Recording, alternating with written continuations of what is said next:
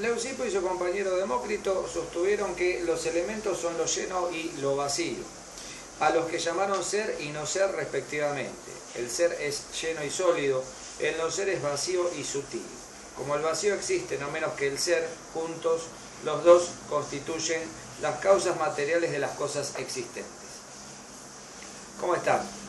Les doy la bienvenida a un nuevo episodio de nuestro curso Filosofía desde cero, esta vez para dar cierre a la filosofía de los presocráticos, a toda esta etapa del pensamiento griego que se conoce tradicionalmente como filosofía presocrática, concepto que es un poco ambiguo, confuso, ya que los filósofos que hoy vamos a ver, por ejemplo, en especial Demócrito, no son presocráticos, al menos en un sentido cronológico, si bien tratan temáticas que se pueden asociar más bien a la tradición materialista de los físicos jonios y de los filósofos que nombramos en los últimos encuentros. Sin embargo, Demócrito fue perfectamente contemporáneo de Sócrates, con lo cual la designación de presocrático resultaría falsa. De todas maneras, la tradición ha unido a todos estos filósofos en esta nomenclatura, en este catálogo de los presocráticos, y decidimos también mantener esa catalogación. Hoy vamos a hablar de los atomistas griegos, fundamentalmente los dos que han pasado a la historia, que son Leucipo y Demócrito. Cuando hablamos de atomismo nos referimos a la concepción de que el universo, el mundo material, se compone únicamente de dos realidades.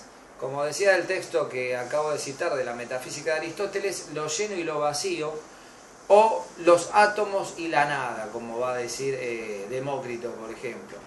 Cuando hablamos de átomo en la concepción griega nos referimos a algo que se podría representar así: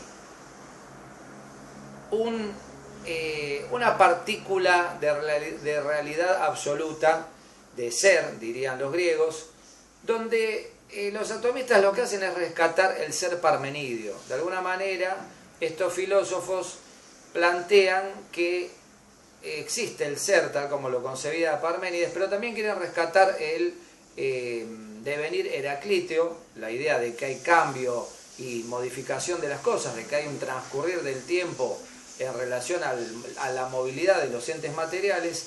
Entonces lo que conciben es la idea de que el ser, todo lo que es, está condensado en estas partículas que denominan átomos. Átomo quiere decir que no se puede dividir, que es una unidad absoluta. Lo que no es átomo es vacío y es el espacio hueco, se podría decir, en el cual los átomos se movilizan por distintos tipos de movimientos y también se agregan condensándose para generar los cuerpos materiales. Esta concepción habríase heredado de las ideas de un antiguo pensador fenicio, Mosco de Sidón, que habría vivido hacia el siglo XIV a.C., es decir, unos 8 siglos antes que los atomistas griegos. Sin embargo, es un personaje semilegendario y por supuesto no hay escritos ni demasiado conocimiento de lo que este filósofo puede haber aportado, pero ya habría concebido la idea fundamental del átomo, como después la vuelven a pensar los atomistas griegos. El primer filósofo atomista de la tradición griega es Leucipo, que es otro personaje también hasta cierto punto semilegendario, no se sabe exactamente ni siquiera dónde nació, aunque se suele asociar a la colonia griega de Mileto, de donde habían procedido Tales, Anaxímenes y Anaximandro. Y de Leucipo no existirían textos, no habría ningún material disponible, salvo un único fragmento que se rescató, que la tradición rescata, y él ya concibe la idea del átomo, que después desarrolla de un modo ya mucho más elaborado su discípulo Demócrito de Abdera. Abdera es una ciudad en el norte del mar Egeo, de las costas del mar Egeo, que estaba bastante lejos de la centralidad de donde se desarrollaba la filosofía griega. Sin embargo, Demócrito habría ido a Atenas, habría conocido a Sócrates, aunque aparentemente él conoció a Sócrates y no Sócrates a él, porque Demócrito era una persona de perfil bajo, a pesar de que tenía cierta fortuna, no se codeaba con la alta sociedad y prefería vivir en una especie de pobreza filosófica, ¿no? Como va a pasar con muchos filósofos griegos también en Atenas. Y de Demócrito sí, ya nos quedan muchos fragmentos de textos que no llegan a conformar un libro entero, pero tiene un libro sobre, digamos que trata el tema del cosmos, pero sí se conservan muchísimos fragmentos que en su totalidad conformarían algo así como un breve escrito. Y de él ya tenemos más datos, sabemos que nació hacia el año 460 a.C., como decíamos, fue discípulo de Leucipo. Leucipo a su vez había sido discípulo aparentemente de Zenón, el discípulo de Parménides, por eso vemos que hay una línea directa desde los eleatas hasta los atomistas. Y Demócrito se lo asocia a la idea del filósofo alegre, ¿no? Hay muchos cuadros en la tradición pictórica que lo representan como un filósofo risueño que se está matando de risa al lado de Heráclito, que sería el filósofo llorón, por eso le decían el oscuro. Sin embargo, no habrían podido coincidir cronológicamente, pero bueno, se los representa artísticamente en esta especie de antítesis entre el filósofo que se lamenta, que sería el padre de todos los pesimistas, y el padre de todos los optimistas, que sería Demócrito. ¿Y por qué una concepción atomista podría dar lugar a un pensamiento optimista? Bueno, un poco lo que se desprende de la concepción atomista de Demócrito como ética, también habría una política, pero bueno, como ética se desprende la idea de que si todo lo que existe son átomos que se mueven en un vacío, en un no ser, no habría nada de qué angustiarse, porque en el universo no habría ni dioses, ni habría destino, ni siquiera habría un alma en el sentido convencional que se le da en la filosofía a la palabra alma, incluso en la época de los griegos.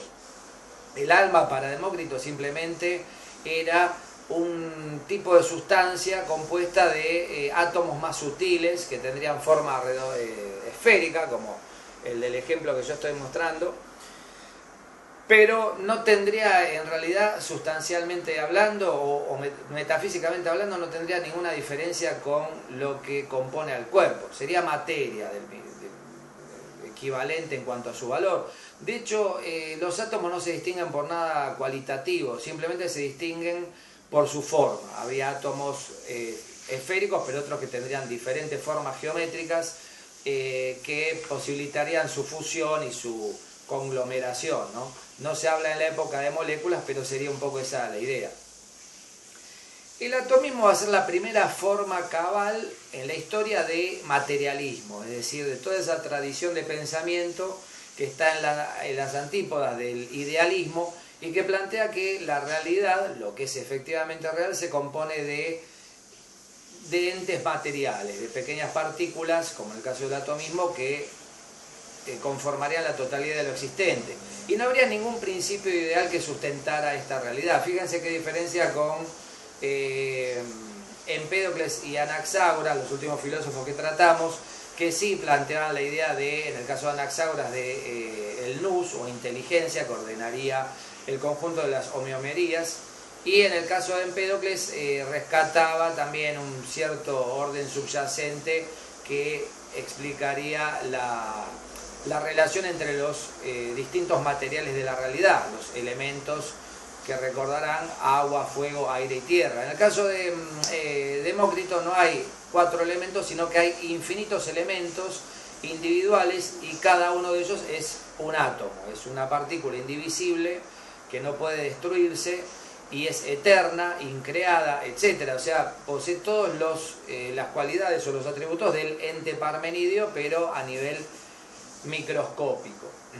Él llega a plantear que si se construyera un cono perfecto, una figura geométrica, pero a nivel material, y si la dividiéramos a la mitad de la manera más equitativa posible, el átomo de la punta siempre habría un átomo que quedaría de un lado o del otro, pero ese átomo en sí no podría ser dividido. Bueno, es una manera de ilustrar esta idea de los átomos. Así que ahí nace el llamado materialismo filosófico, que va a tener una larga tradición en la filosofía griega misma, con Epicuro, por ejemplo, que fue un filósofo materialista, y así a lo largo de la historia ha habido filósofos materialistas en la modernidad, como Lamaitre, Condillac y otros cuantos, hasta llegar al materialismo de Marx y Engels, que es el materialismo histórico, el conocido como materialismo histórico, que tiene de alguna manera una deuda con este materialismo griego. De hecho, la tesis de Marx, cuando estudia en su juventud, es una tesis donde relaciona el sistema de Demócrito con el de Epicuro, con lo cual estaba siempre en la visión de este filósofo alemán del siglo XIX, Karl Marx, estaba su deuda con los atomistas y materialistas griegos. Bueno, los textos, como decía, de Demócrito han sido rescatados por la tradición, no sus libros, pero sí muchos de sus fragmentos. Y un texto que yo recomiendo para entrar, digamos, al pensamiento de los atomistas griegos es este libro de Claudia Milani, Leucipo y Demócrito, los primeros atomistas, de la colección Descubrir la Filosofía, que de paso es una colección que presento y de algún modo recomiendo. Es una colección de muchos libros, no recuerdo la cantidad exacta, que en general cada uno trata un filósofo o un grupo de filósofos o una etapa de la filosofía, y son bastante detallados. Algunos son mejores que otros. Este en particular es muy bueno, es un muy buen libro que recomiendo, y además tiene, mejor dicho, rescata muchos fragmentos de los presocráticos, fundamentalmente de Demócrito, porque como les decía, de Leucipo prácticamente no ha sobrevivido nada. Así que bueno, con estos filósofos espero haber despertado el interés de ustedes, también por todo lo que es la tradición del pensamiento presocrático, que como ven es una etapa muy rica de la filosofía, a pesar de que conservamos poco material, sobre todo de primera mano. No hay ningún libro prácticamente que se haya conservado de esta época, pero sin embargo hay muchos fragmentos que se pueden interpretar y que pueden dar lugar a todo tipo de lucubraciones.